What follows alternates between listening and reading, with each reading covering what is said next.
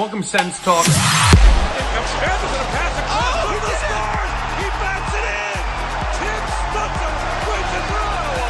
Triple Grant is going to put the finishing touches on an Ottawa win. See you later. Go Sens, go. Welcome to Sens Talk. My name is Brandon Plant, and I am your host tonight. Your Ottawa Senators took on the Detroit Red Wings in a pivotal matchup as the Ottawa Senators are just a couple points above Detroit, looking to get back into that final wildcard spot. For the first time since mid-December, Ottawa finds themselves outside of a playoff spot, which is not a pretty sight to see, in my opinion. I'm sure many of you would agree with that. Now, Ottawa's looking to close off the franchise-long road trip. It's 9 games now on the road, including tonight to make it 9 in a row. They're looking to finish it off with a win to go 5-4-0 on the road trip. So, big game here for multiple reasons. You want to finish off, frankly, a crazy road trip on a high note. But you also want to get a big win against the Detroit Red Wings, who are a few points behind us in the standings.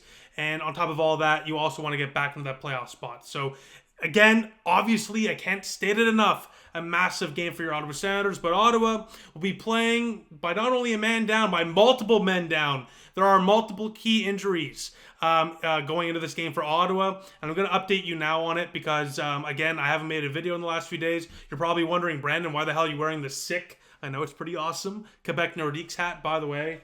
I mean, come on, what a sick hat. The Nordiques probably have the best logo and probably best jersey combo in NHL history, or at least top 5 in my opinion. Might be a hot take. I don't care. The baby blue I absolutely love. I was in Quebec City the last week or so with my girlfriend, had a nice vacation. Decided, in those losses that I'd rather just spend time with my girlfriend and take some time off and refresh and recharge. We're back. That's why I'm wearing this beautiful hat. By the way, Quebec City, what a beautiful town that is. But again, that's why there's been no videos as of late. I do apologize. And during that time, we got a lot of injury updates. My goodness. I mean, Linus Ullmark is going to be out week to week with that back injury. You probably know about that one. That one is obviously tough. Levi Merlainen and Anton Forsberg are going to have to hold down the fort in the meantime.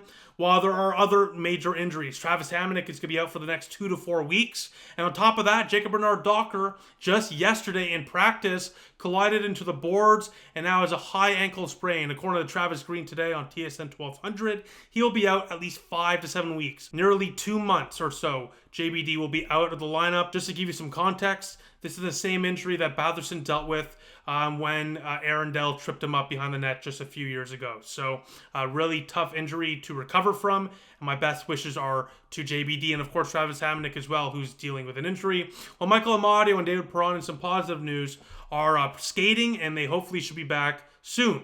Now, to replace the plethora of guys that are out, Jan Yannick gets his first NHL game with the Ottawa Senators today. His 23 games of the NHL career now for him. Got like 5 points during his stint with the Arizona Coyotes. Of course, we got him in that Igor Sokolov trade. Shout out to Shark. So Cole Reinhardt will be sent back down to Belleville. Well, to replace JBD and Hamonic in the back end, Nicholas Manapalo gets called up. He would replace JBD and would play on the third pairing with Tyler Klevin. While Max Gannett kind of fills in that 7th defenseman position. Bruce Garriock has reported that the Ottawa Senators for the last few months, not shocking, have been looking for a defenseman. He even said they were in on Carrier, who went to the Montreal Canadiens from Nashville. That's a guy I definitely would have taken a look at. So be on the lookout for a trade soon, especially with 2 guys out for at least a month. There's a decent chance Ottawa makes a move for a depth defenseman. Now, going into this game, Ottawa, not too hot. Yeah, they're 6-4-0 in their last 10, but they've lost 4 to 5 going into this one. They do have a nice winning streak. They've won 5 out of their last 6 in Detroit, so they have a bit of a winning streak in that regard. But they have, again, they've lost 4 out of the last 5, while Detroit has won 4 in a row. They got a nice coaching bump as they have a new head coach, Todd McClellan. They are 6-4-0 as well in their last 10. So we're kind of on the opposite side of the last 10 games, where sure, the record is the same, but not really. It's kind of deceiving because the last 5 games, Both teams are going opposite ways. So this is a pivotal matchup as Detroit tries to claw their way back into the playoff race. Now for Ottawa, Anton Forsberg starts tonight. He's 3-0 against Detroit in his NHL career, while Alex Lyon starts for the Detroit Red Wings. Now, there was a bit of controversy with this decision to start Anton Forsberg. It's not a shocker in my opinion. I would have went with Levi Marilainen. The Maryland Sanity run would have been really awesome in my opinion. He's shown that he can be a capable NHL goaltender the last few games, that being Levy. And I think, especially with Ullmark out, this is an opportunity to see what you got in the goaltender. But it's also, again, not a shocker that, Travis Green in a pivotal matchup to close out franchise-long road trip, goes with the veteran. So a veteran with good stats, by the way, against Detroit. So with that, that's enough pregame rambling. Let's get right into the recap. To the first period we go, and 8 minutes in, the refs are in one. I mean, what is this call here on Brady Tkachuk? Unbelievable. Pinto is literally choke held and taken down by Evanston. No call. Brady Tkachuk takes a penalty because he partially took off his helmet when trying to take him off of Pinto, trying to defend his teammate, what a good captain would do. Apparently that's a penalty somehow. And of course, you know what's going to happen.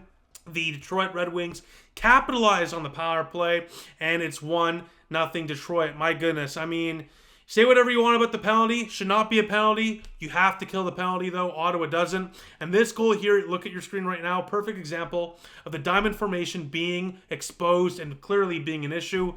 Jensen's a little high here, but Chabot, what's he supposed to do? Who's he going to cover?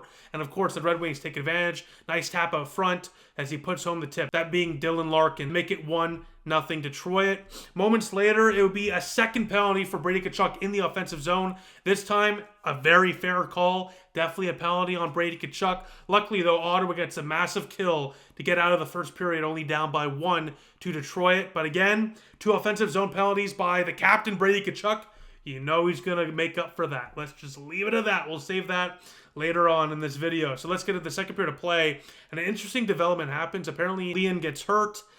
So Cam Talbot, former Ottawa Senator, former Ottawa Senator goaltender, you already know what that means. Goaltending performance to the max is coming up because goalies that used to play for Ottawa always goalie us. Cam Talbot comes in to replace the injured Red Wings netminder. And with about 8 minutes left in the second period of play, it's all Ottawa. They are pushing, and they're scoring. Shabbat Shalom, Thomas Chabot. What a goal, bar down, what a snipe.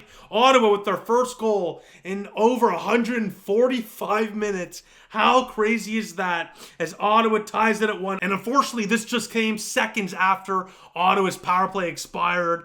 Doesn't really matter. We got the goal. That's all that matters. But, it's really interesting. Ottawa's power play at home is like top 5. On the road, it's like 28th in the National Hockey League. So it would have been really nice to get a power play goal there. Let's just say, again, Brady Tkachuk, hint, hint.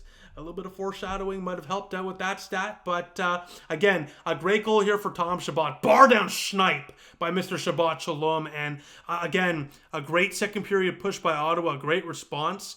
And most importantly, Chabot, what a season by Shabbat Shalom, Hudson Bacho, Thomas Chabot. He's got so many nicknames because he's that good. Only the good players have a bunch of nicknames. Chabot has had such a great resurgence of a year. And again, you rode him like a donkey the last few years, 25 plus minutes. Of course he's going to struggle at times. Of course he's going to get injured. It's not a shock. You curtail his minutes back a little bit, and suddenly he's the defenseman you paid $8 million for 8 years for. There's a reason he made that much on that contract. He's worth every dollar in my opinion, and he's been Ottawa's best defenseman this year, no doubt about it. Ottawa continues to build off of that huge tying goal. They continue to dominate the second period of play, and in the final minute of the second period of play, Ottawa gets a huge goal. El Capitano, Brady Tkachuk, and Ottawa leads 2-1. A huge power play goal. That's right. We would score on the power play this time in the last minute of play in the second period. Ottawa with their first lead of the night. A great screen up front by the Drake Batherson to make it a 2-1 Sens lead. 9th power play goal in the year as well for El Capitano, the captain, Brady Tkachuk, as Ottawa after 40 minutes of play. Oh, here we go. Suddenly up by a goal going to the third period of play. And by the way, when Ottawa's up going to the third period, we are 15-1-0. Looking pretty good. It's looking pretty good, but just a few minutes in. Just a few minutes into the third period of play, 5 minutes exactly. Big Forsberg rebound. Clevin doesn't tie up Valeno up front. Detroit ties it at 2. Bar down shot, sure, but again, too big of a rebound by Anton Forsberg. And he misread the shot as well. Literally went the other way. And Detroit ties it at 2 here. And this is when the game really shifted. Ottawa really was on their heels there in the third period of play, especially in the final few minutes. I was watching the game with, you guys know Noah Luden. I was watching the game with my buddy, and we were both saying to ourselves, they're playing for overtime with about 5 minutes left here. I couldn't believe my eyes. They were dumping it in, taking a shot and going for the line change. They were not doing anything to sustain offensive zone pressure, and it showed, and it cost them, frankly, because we would go to overtime. But by the way, I have to mention this. I can't believe I just forgot. I have to mention this. The only reason we're going to overtime is because of the save by Forsberg. Anton Forsberg. Bow down. How do you do? Look at your screen right now. Anton Forsberg, save of the year. Massive glove stop on the 2-on-1. My goodness. Grand larceny. Save of the year. Grand stop by Anton Forsberg. Unbelievable. He made a few of those, even in overtime. And Forsberg, say whatever you want about him. I mentioned at the beginning of this video, there was some controversy on whether he or Levy should start this game. It's safe to say he earned the start for the next one and definitely performed fantastic in this one, because that save saved Ottawa's bum, to be honest with you. As we go to overtime, Forsberg would continue to make some highlight reel stops. My goodness, he was doing everything in his power to get this win for Ottawa, but it wouldn't be enough. With about 3 minutes left in the overtime period, Ottawa would take a penalty. Some people might think it's a dive, whatever. It's a hook, it's a penalty. And Ottawa on the penalty kill, we all know how that's going to go. Right off the face-off, it's showtime. Patrick Kane, blocker side, bar in. Detroit takes it in overtime by a final score of 3-2 in overtime. Yeah, not great. Not great. That's a game where Ottawa had the lead going to the third period. Usually that's a slam dunk victory for Ottawa. Not tonight. Not tonight. But I'm not in the mode where I'm going to be like silver linings. There's no silver linings. You need the win.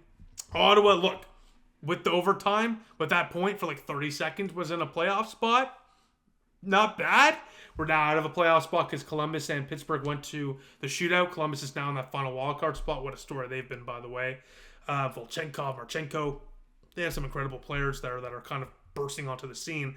But anyways, back to, there's no silver linings, but honestly, if you would have told me at the end of this road trip, without Allmark, without some of your key players, with some of the guys in the room dealing with a flu, there's been an illness going around the room, to finish the road trip 4-4-1, to go at least 500, I'll take it. It's not great, but at least we're still in the hunt. We're by no means out of a playoff spot. We're right in the thick of it. It's ours to lose, frankly. We have games in hand by points percentage, and we're in that playoff spot. So if we win those, games in hand, big point. You know what I mean? But we got to win those games in hand. So again, I'll take 500 on a lengthy 9-game road trip, franchise-long, record-long road trip. I'll take it. But again, Ottawa's lost their last 5 out of 6. They got to get out of this funk, no doubt about it. They got to start stacking up some wins, especially with teams like Detroit, Columbus. These are teams that are starting to surge right now. We just can't afford to get lost in the pack. Even Montreal, by the way, right in there as well. So got to keep that in mind. Now, Anton Forsberg today was fantastic. 909 save percentage, 30 for 33 tonight. Frankly, this game does not go to overtime without Anton Forsberg. He gave Ottawa that point. Unfortunately, he didn't give us the second one, and you could say that second goal, by the way, the tying one, not great on Forsberg. It wasn't. He definitely wants that one back. Huge rebound, but considering he made 3 or 4 saves that probably should have went in, I think it's pretty safe to say that's a wash at the very minimum. So I'm not going to give any flack towards Anton Forsberg, and I would be shocked if he didn't start the next game. After the performance tonight, he certainly earned that start. Now, a big reason we lost tonight is because of the penalty kill. Again, Ottawa's penalty kill struggled. We've talked about it before. We'll talk about it again. The diamond formation is just not working. Noel Baumgartner, the Senators' assistant coach, has to kind of change things up, in my opinion. The penalty kill continues to struggle, continues to be a reason why we lose games, and is a reason why we lost this one. 2 for 3 were the Detroit Red Wings on the power play today, of course, including that overtime winner by Patty Kane. So, again, has to be better, no doubt about it, and hopefully we'll see some adjustments. But with guys like Hamonic and JBD out, you're really going to have to focus on improving the structure of the penalty kill, because you're going to have new guys like Manapala, for example, filling in on those roles. So you really got to buy into the system now more than ever, because you got some inexperienced players filling those roles with some key penalty kill injuries. Now, a couple of weird stats before I wrap up the video. Drake Batherson tonight, I thought he had a good game, had a good screen out front for that Kachuk goal to give Ottawa the lead late in the second period. He had 6 hits tonight. Josh Norris, I think, was all over the ice tonight, had a really good game in my opinion. Unfortunately, didn't score a goal, but he was 66% on the faceoff, had a key faceoff win as well there in the third period in the offensive zone. I was impressed with his line, and Jan Yannick, not a bad game at all, pretty conventional, but he was noticeable in good ways. So very excited to see him. It was interesting to see him on the wing instead of, down the middle. But I think that line there with Gregor and Osipchuk looked pretty solid. So hopefully they can build off a solid first game together on Thursday as Ottawa takes on the Buffalo Sabres, the last team in the Eastern Conference. In a game, Ottawa, they just got to win it. They got to win it. These are the games you have to win. I don't care if Buffalo's only 7 points out of a playoff spot. Yeah, exactly. That's how tough and close things are right now in the Eastern Conference. So we got to win that game. Got to get the 2 points by all means necessary. So let's see if they can get it done on Thursday against the Buffalo Sabres. I will see you all for that one. But besides that, let me know what you think in the comment section down below as always. I appreciate your support, and I will see you all soon. Go Sens, go.